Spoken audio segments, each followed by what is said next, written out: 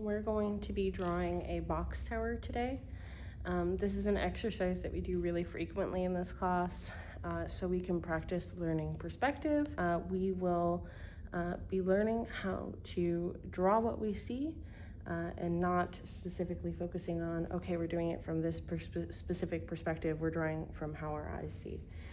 We're all different, we all have different differences in our vision. I, as an example, have two different prescriptions in my eye, so sometimes you will see me squint one of my eyes, so I just sort of like pick one view to draw from. If you have two different prescriptions, I would recommend doing that as well. But yeah, we're learning how to draw what we see, right? And that's pretty much what we're gonna do the whole semester. So when I set up for this drawing, I'm going to set up my margins, which we have set up previously, but I'm going to set them up again, even for this drawing as well. And I'm just using the width of my ruler to set up these margins. And then I'm also going to set up dividing my paper in half. So I'm just going to put a line down the middle, that way I can fit two drawings here. And that's how you'll set up your paper as well whenever you're doing box tower drawings. So whenever I want to start off a drawing and I want to keep it light and easy to erase, I'll use willow charcoal. This material is very soft, very light. So if I make a mistake, I can push it back with my hands. I don't have to go and pull out an eraser. It's very easy to push back. So when I am drawing this box tower, I am trying to break it down into points. So I will treat it just like a masonite, right? So a masonite has 4 points. Each face of this box, of these boxes, have 4 points, right? So the front facing part of the box has 4 points. The face that's going further back in space also has 4 points, right? So I'm going to treat it very similarly to how we did a masonite, which means that I'm going to get all the points on my paper before I connect them or before I judge them, right? So I'll use intercross and intercross again. Intercross is using up, down, left, right motions, right? So I'm going to plot my points using up, down, left, right motions, and I'm going to work one box at a time. And I'm going to pay close attention to anything that lines up on a vertical. So 2 of these boxes line up perfectly on a vertical. So I'm going to make sure that they line up also in my drawing as well.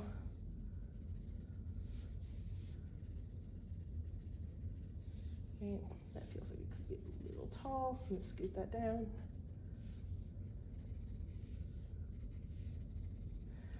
So just using intercross, up, down, left, right motions to plot the points of these boxes on my paper.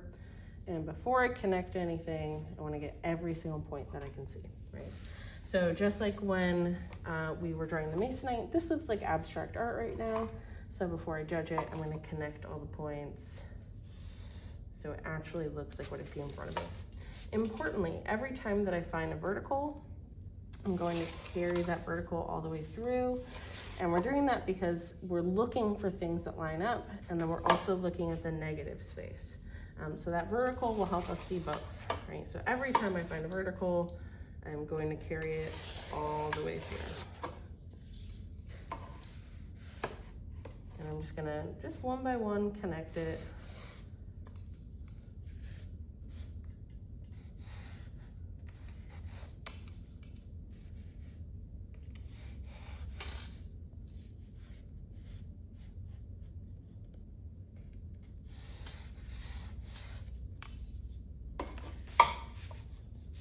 On another vertical, I'm gonna carry that all the way through. I know that these points line up on a vertical, so I already have a vertical there, I don't have to do anything.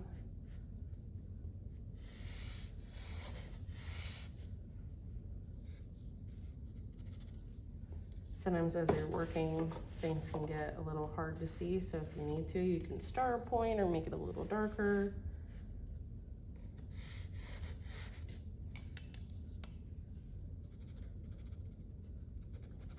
Just so it's a little easier to see as you're going.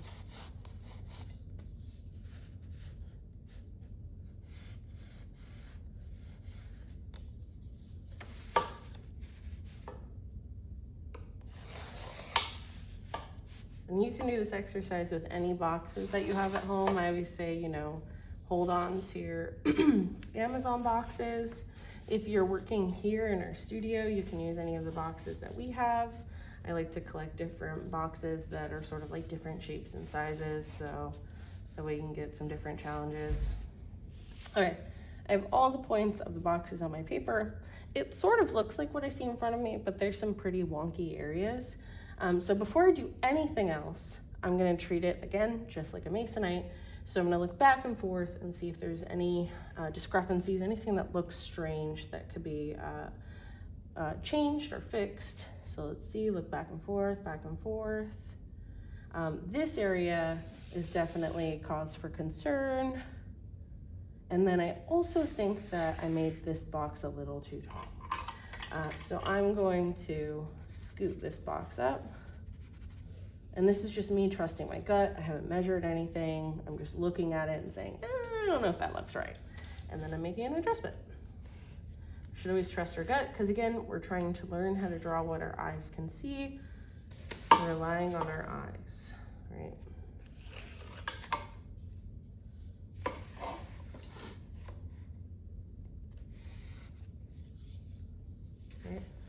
And then if I'm going to treat it just like a masonite, the next thing that I would do is box this drawing in and measure. So I'm going to box my drawing in. I already have a vertical there, so I don't have to worry about boxing it in on the right side. I'll box it in here on the top, and I have a vertical there, so I already have it boxed in on the left. When I measure, I'm gonna take my string, and I'm going to put my left thumb on my leftmost point and right thumb on right. If you feel like you need more practice with measuring, like a more hands-on activity, remember that in Canvas there is that video titled How to Measure. I would watch that video again if you need something that's a little bit more hands-on. But when I'm measuring this box tower, I'm gonna put my left thumb on the leftmost point, right thumb on the right, and I'm talking about the whole still life here. So left thumb on the leftmost point, right thumb on right. I'm gonna scan through, make sure I've captured the whole width. Turn my string vertically, 1 and just over half. So 1 and just over half. I always like to write that on my paper in case I forget. 1 and just over 1/2. Okay, so let's measure my drawing. Here's my width, 1, and it's a little too tall still. It's like just a smidge. So I'm gonna look back and forth. I've already made an adjustment here and I feel okay about this. If I had to guess, maybe I also made this top box a little too tall. It's a very slight adjustment, but it's gonna make a big difference at the end. So I'm just gonna scoot these points down a little bit so that way my drawing matches what I see in front of me. So that means that after this, I have my proportion correct. And next, if I'm treating it just like a masonite, I need to check my negative space. Before I check my negative space, I'm gonna pull out my eraser and clean my drawing up a bit. I've had a bunch of changes happen, so I'm gonna clean this up.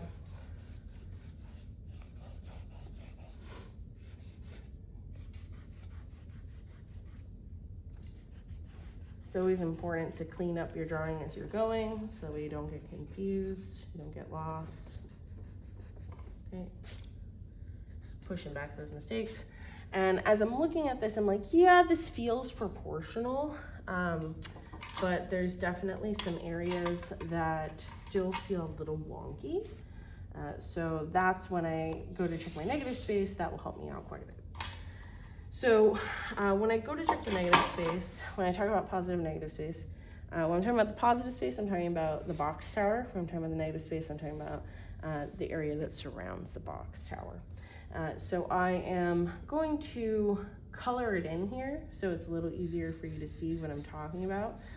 If you have a soft pastel and you feel like this will help you see a little easier, feel free to use a soft pastel. But if you don't need it, don't use it. So I'm just coloring in the negative space here, and because I've boxed my drawing in, the negative space is very easy to see.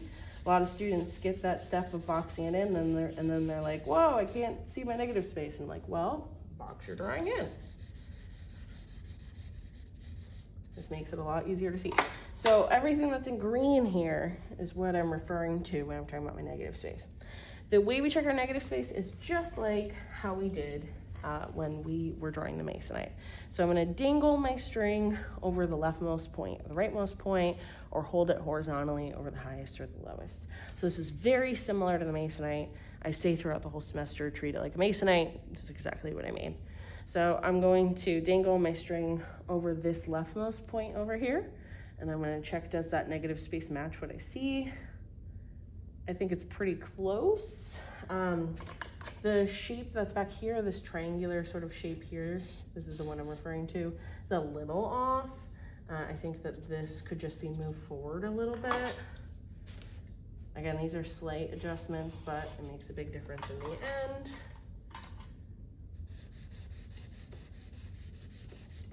And let me double check this area here on the left, see how I feel about it.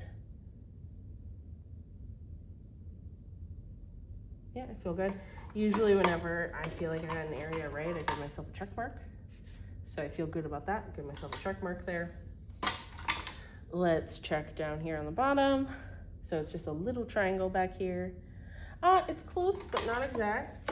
The triangle is a little higher up than what I have. So I'm gonna make that adjustment. Okay. Color in that negative space so it's a little easier to see that change. I'm gonna go around the entire box tower and check it just like this. As I'm looking right now also, I'm looking at the spaces between boxes. I'm noticing that the space between this point here and this box feels really far away. So I'm also gonna move this. So I'm sort of looking throughout the whole still life as I'm going and looking for opportunities like that.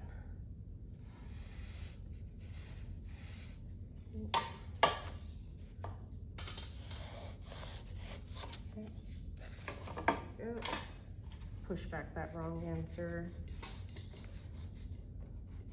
And I make one change at a time. Sometimes when students put something on their paper, make myself a little check mark, they'll freak out because they notice that something feels wrong, and they'll be like, I don't know how to fix it. And it's one change at a time, right? Don't overwhelm yourself. I'm gonna work on this triangle down here. That feels right. I don't think I need to make any changes. I'm gonna give myself a check mark. There's definitely something wrong over here because I've made all three of these points line up when they do not, or all three of these boxes. This one has an overhang. So I am going to give this box back here its overhang.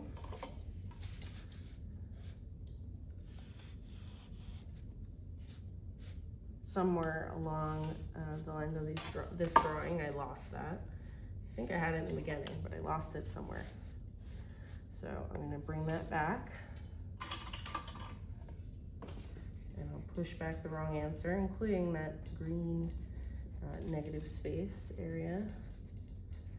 So now I'm checking just the negative space here, which those two boxes line up, so that looks right. I've corrected that, that feels good. So I have one sliver of negative space up there. Let's check.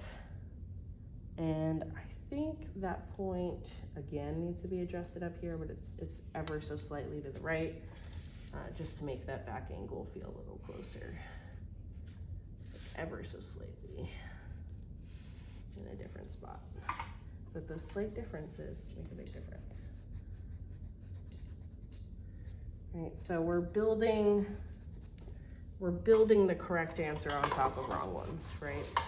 So remember, good drawing shift and change, bad drawing stay the same. Now my box tower has a lot of shift and change.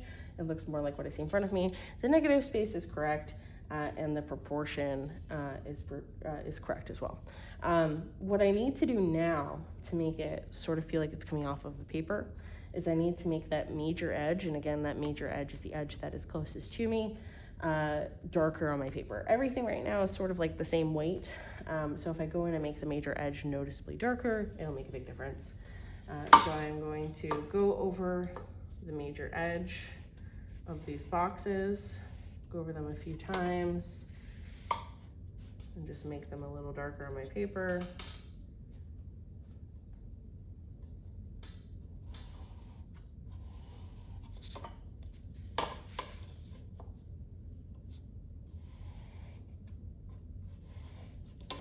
and that helps a lot with perspective and making it feel more three-dimensional. That way the other points that are going back in space are a little lighter. And that is our first box tower.